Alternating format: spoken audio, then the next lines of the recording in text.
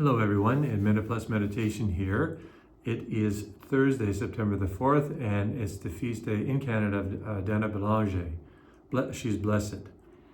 From the first reading, we're still in Colossians, or we continue with Colossians.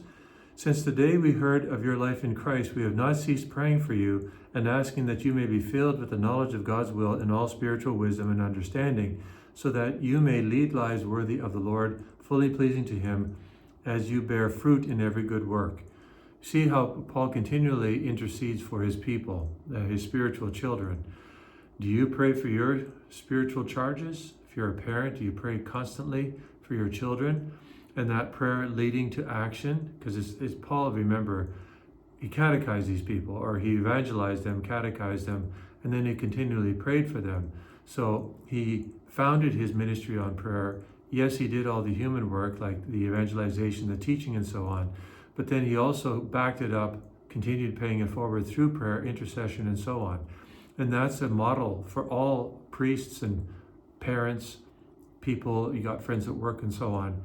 Yes, do you pray for them? Do you evangelize when the opportunity is there? It's just through natural virtue, sometimes speaking about the faith, if that's possible, but then backing it up with prayer. Do you pray for them on the way home? Pray for them on the weekend? That's how we're going to be truly supernatural in our outlook with people around us.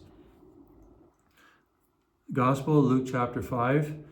He got into one of the boats, the one belonging to Simon, and asked him to put out a little from the shore.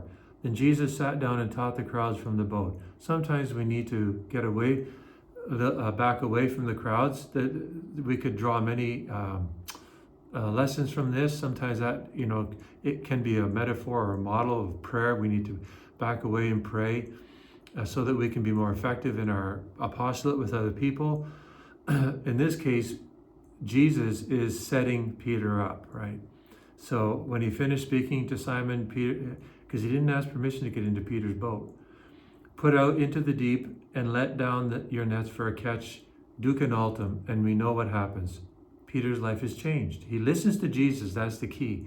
He listens to Jesus even though it doesn't make sense what Jesus is asking in this case. It's not contrary to common sense, it just doesn't make sense. But he listens, his life is changed. You and I, same thing. Jesus is going to call us into his vineyard, and we have to discern, is this something from within myself? Am I running away from a vocation, from marriage, from priesthood or whatever? Or is this something the Lord is truly calling me to?